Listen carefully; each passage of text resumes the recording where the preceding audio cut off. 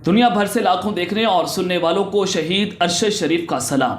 नाज़रीन इकराम, खेल इंतहाओं को पहुंच चुका है और ये गेम दिलचस्प मराहिल में दाखिल हो चुकी है और इसे आप इसाबी जंग कहें, कोल्ड वार। इमरान खान इस जंग का बहुत बड़ा खिलाड़ी है, मास्टरमाइंड है और आप इसको इस जंग के अंदर शिकस्त नहीं दे सकते। उसने हर बार आपको सरप्राइज किया। 9 अप्रैल से लेकर आप 2 अप्रैल, बल्कि जो 2 अप्रैल के बाद जब सरप्राइज की कहानियां शुरू हुई, खान साहब ने हर मैदान के ऊपर आप लोगों को सरप्राइज दिया और फिर वो पाकिस्तान की सियासत का बेताज बादशाह भी है, तो वो अकेला इनके लिए काफ़ी है। तो बहुत बड़ी ब्रेकिंग न्यूज़ लेकर आपकी खिदमत में हाजिर हुआ हूं कि इमरान खान अगले वजीर आज़म पाकिस्तान होंगे। ये एक बहुत बड़ा अलर्ट जनरल आसिम मुनीर नए आर्मी चीफ की जानिब से जारी कर दिया गया है और पाक फौज में इमरान खान के इस्तकबाल की तैयारियां मुकम्मल कर ली गई हैं। अब इसने जनाब बिजलियां गिरा के रखती हैं इंपोर्टेड हुकूमत पर, उन पर एटम बम चला दिया है। इस वक्त GHQ में क्या चल रहा है, नई इस्टेब्लिशमेंट क्या सोच रही है, ये तमाम तफसीलात आपके सामने हक़ाइक़ व सबूत रखूंगा। और दूसरी खबर पर जो आज हम बात करेंगे कि जनरल रिटायर्ड बाजवा और जनरल रिटायर्ड फैज़ हमीद साहब, जो कि साबिक DGI SI भी रह चुके हैं, उनको फांसी देने का बाकायदा तौर पर फैसला कर लिया गया है, जिसने इस वक्त तबले जंग बजा दिया है। नवाज शरीफ ने अपना हिसाब बराबर कर लिया है। इस वक्त ये लड़ाई इंतहाई खतरनाक शक्ल इख्तियार कर चुकी है। इस हवाले से भी अहम तरीन तफसीलात आपके सामने रखूंगा। और तीसरी खबर पर जो आज हम बात करेंगे कि इमरान खान ने असम्बलियां तोड़ने के अलावा, उसके अलावा बात कर रहा हूं कि दूसरा बड़ा सरप्राइज दे डाला है।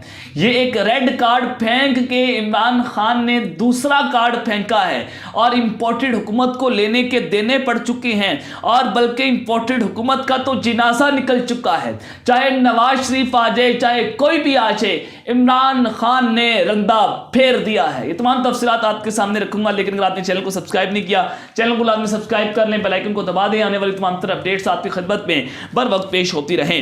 नाज़रीन इकराम, आजम सवाती साहब जिनको गिरफ्तार किया गया हालिया दिनों FIA की जानिब से उनके घर के अंदर से, तो जनाब ईमान अब उनको बलूचिस्तान की पुलिस ने गिरफ्तार कर लिया है। उनकी हालत इंतहाई ख़राब है, उनकी जान खतरे के अंदर है। बताई जा रही है कि जनाब उनकी सेहत अच्छी नहीं है, उनको अस्पताल मुंतकिल कर दिया गया है। लेकिन आपको यहाँ पर एक बहुत बड़ी प्लानिंग से आगाह कर देता हूँ कि डर्टी हैरी, जो कि इस्लामाबाद का इंतहाई ताकतवर तरीन शख्स है, जिन्होंने इमरान खान पर भी हमला किया था, जो खान साहब बार बार कह रहे हैं कि डर्टी हैरी जो है उसने कहा कि अगर आजम सवाती को बलूचिस्तान में जमानत मिल जाती है तो उनको सिंध भेजा जाए, यानी कि उनको सिंध भेजने की तैयारियां हो रही हैं। बिलावल भुट्टो, आसिफ जरदारी, और वहां पर जो आपको पता है कि क्या हाल है सिंध का, तो वहां पर तो लॉ एंड ऑर्डर की सिचुएशन नहीं है। वही बलूचिस्तान का हाल है, वही सिंध का हाल है। तो जनाब ईमान इस कदर ये फाशिज्म यानी कि बाजवा पॉलिसी का तसलसल जारी रखने की जो मैंने आपको खबर दी थी, डर्टी हैरी जो कोशिशें कर रहा है, तो जनाब ईमान अब देखना ये होगा कि 5 दिसंबर को नए army chief general Asim Munir ISI headquarter का दौरा करने जा रहे हैं। वहां पर वो मेजर जनरल फैसल नसीर से भी मिलेंगे।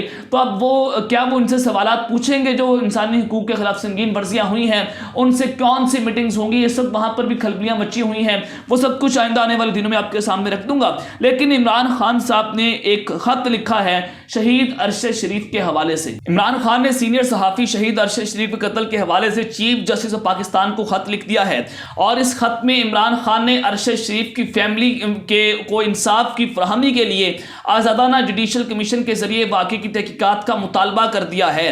बताया गया है कि पाकिस्तानी शहरियों की जानिब से शुरू की गई इस मुहिम में अब तक हज़ारों पाकिस्तानी चीफ जस्टिस को खत लिख चुके हैं और इसी सिलसिले में शहीद अरशद शरीफ की शहादत की आज़ादाना जुडिशल कमीशन के तहत इंक्वायरी करवाने के लिए चेयरमैन तहरीक इंसाफ इमरान खान ने भी चीफ जस्टिस ऑफ पाकिस्तान को खत लिख डाला है। अब ये तीसरी खबर है, ये बड़ी इंपॉर्टेंट है और ये आपने गौर से सुननी है कि इलेक्शन कमीशन की मुल्क में आम इंतखाबात की तैयारियों में तेजी आ चुकी है।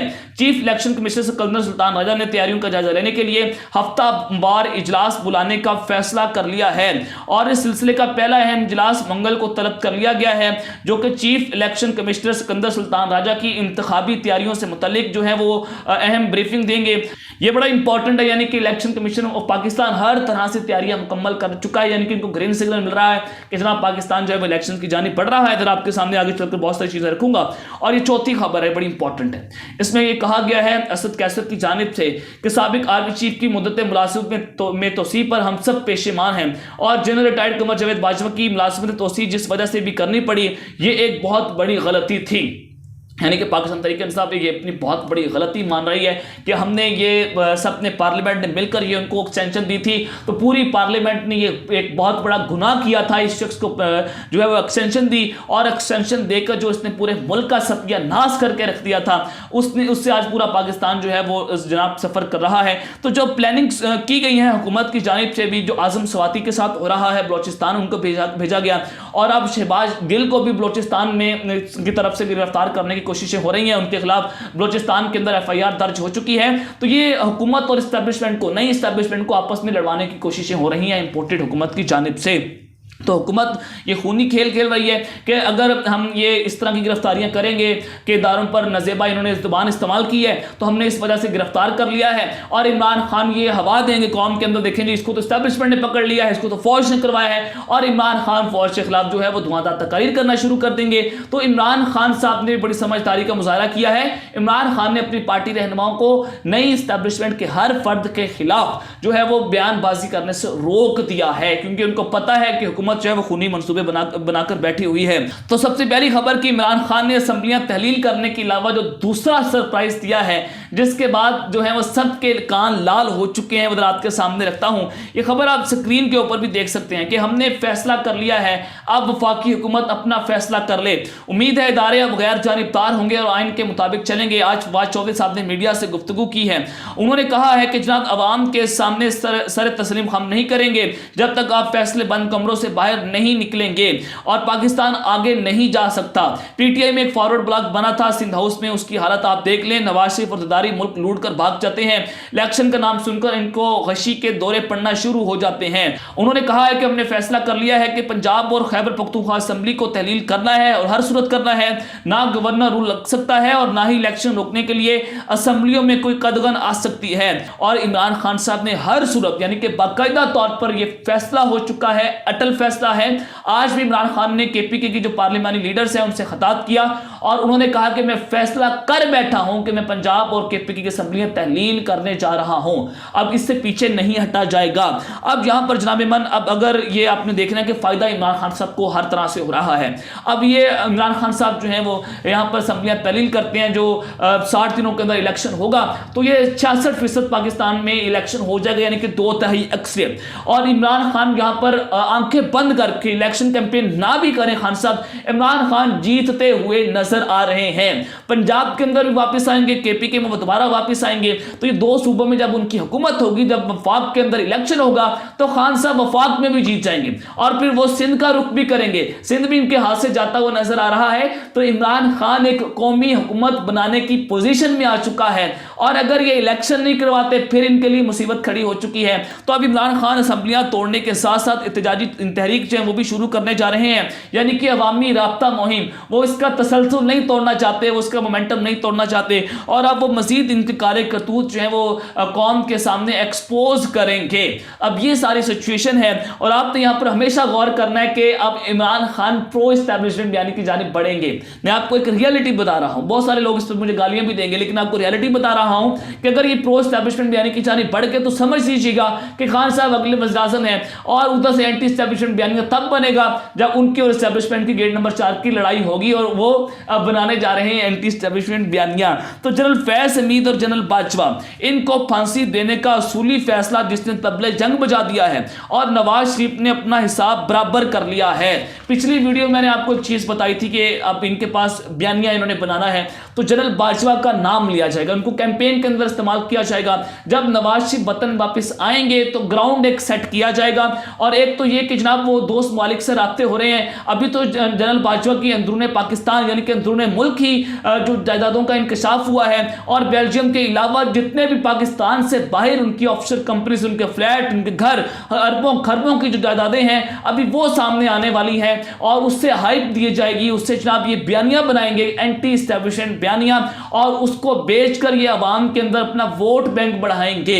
एक चीज तो ये कि जनरल बाजवा के खिलाफ ये करप्शन की स्टोरियां निकालने की कोशिशें कर रहे हैं नून लीग वाले, और उसके ऊपर जनाब ये अब ये अपना पूरा नैरेटिव बनाएंगे और इनके पास अभी काउंटर नैरेटिव नहीं है खान साहब के खिलाफ खड़ा करने का, तो अब ये नैरेटिव बढ़ाने की कोशिश करेंगे। और दूसरी जानिब के पाक फौज से वजाहत तलब कर रहे हैं। राणा सनाउल्लाह ने कहा है कि पाक फौज वजाहत तलब कर ले कि वो ए पॉलिटिकल है या पॉलिटिकल है, जो मोहम्मद सलाही साहब ने बयान दिया है और वो बयान जनरल बाजवा की एस्टैब्लिशमेंट का था, तो जनाब इमरान अब वो जनरल आसिम मुनीर से क्यों वजाहत तलब कर रहे हैं?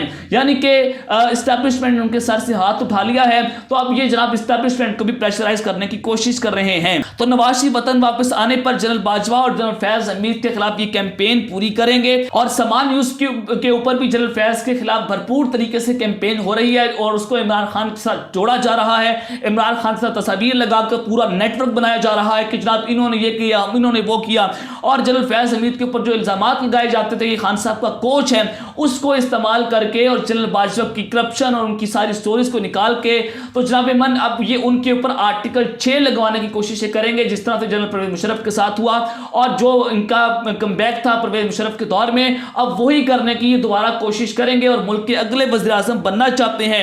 और यही जनाब ये नए आर्मी चीफ से मांग रहे हैं कि NRO 2+ का तहफ़्फ़ुज़, दूसरा उनकी वतन वापसी नवाज शरीफ की और उनको अगला वज़ीर आज़म बनवाना, ये इस वक्त नए आर्मी चीफ से ये बैक डोर्स के ऊपर मांग रहे हैं, लेकिन इनको जनाब मिलती हुई नजर तो नहीं आ रही। तो इस तरह से हाइप देने की कोशिश करेंगे और तगड़े होने की कोशिश कर रहे हैं। अब आ जाए कि इमरान खान अगले वज़ीर आज़म पाकिस्तान, नए army chief general Asim Munir ने नया अलर्ट जारी कर दिया है और पाक फौज में इमरान खान के इस्तकबाल की तैयारी। मैं आपके सामने बहुत सारी चीजें रखता हूं। देखिए नाज़रीन, अगर असम्बलियां तहलील हो जाती हैं अगर और खान साहब करने जा रहे हैं और पाकिस्तान पीपल्स पार्टी जो इसके ऊपर तैयार है कि जी हाँ असम्बलियां तहलील हो जाएं और असम्बलियां तहलील हो गई, तो जनाब मन पाकिस्तान पीपल्स पार्टी तो तैयार, यानी कि पाकिस्तान पीपल्स पार्टी PDM से पीछे हट गई है, लेकिन नून लीग जो है वो सारे मामले को जुलाई अगस्त तक ले जाना चाहती है कि जनाब नवाज शरीफ आएंगे, वतन वापस आएंगे, उनके लिए कोई राह हमवार करेंगे और फिर जाकर कोई हम उनको वज़ीर आज़म बनवाएंगे, लेकिन वो होता हुआ नजर नहीं आ रहा जब से इमरान खान ने असम्बलियां तहलील करने का कार्ड फेंका है। मंजरनामा और जो सिचुएशन बन रही है, जो हमारे पास इंफॉर्मेशन है, जो इलेक्शन कमीशन इलेक्शन की तैयारियां कर रहा है, जो खबर मैंने आपको दी है, तो अप्रैल में इलेक्शन हो जाएंगे। मैंने आपको बहुत पहले बता दिया था, या तकरीबन आज से 4 से 5 बार पहले व्लॉग्स में आपको बता रहा था कि जनाब पिंडी प्लान यही है, मार्च अप्रैल के अंदर जो है वो इलेक्शन होंगे, इससे पहले इलेक्शन नहीं होते। तो नई स्टैब्लिशमेंट के आने के फौरी बाद ये इलेक्शन के डंके बजना शुरू हो चुके हैं और जो खामोश मुजाहिद हैं मिर्जा अब्दुल राजा ने कहा है कि जनाब वो सारे के सारे इमरान खान को बतौर प्राइम मिनिस्टर सैल्यूट मारने की पूरी तरह से तैयारी कर चुके हैं और नए army chief general Asim Munir को भी इमरान खान को बतौर अगले वज़ीर आज़म के तौर पर ही इंट्रोड्यूस किया जा रहा है कि वो अगले वज़ीर आज़म हैं। ये जो अंदर के लोग हैं और सारा मामला है एस्टेब्लिशमेंट के अंदर जो काम कर रहे हैं, तो जनाब इमरान नए आर्मी चीफ को भी इमरान खान अगले वज़ीर आज़म बनते हुए नजर आ रहे हैं। तो ये सिर्फ डिपेंड करता है कि इमरान खान साहब असम्बलियां कब तोड़ते हैं, वो टाइमिंग देखेंगे, वो सिचुएशन देखेंगे, उनके पास ये कार्ड है, वो कार्ड फेंकेंगे और असम्बलियां तहलील हो जाएंगी। तो उन्होंने सेठी साहब ने भी यही कहा था कि जनरल बाजवा ने ही इमरान खान के खिलाफ तहरीक अदम एतमाद का रास्ता खोला था। तो अब नून लीग जो है वो एस्टेब्लिशमेंट को ब्लैकमेल कर रही है और ये ब्लैकमेल करने की कोशिश करेंगे, लेकिन ऐसा होता हुआ नजर नहीं आ रहा। तो अब तक के लिए अपना ख्याल रखिए, अपना लाजमी ख्याल रखना है। अल्लाह निगहबान, पाकिस्तान जिंदाबाद।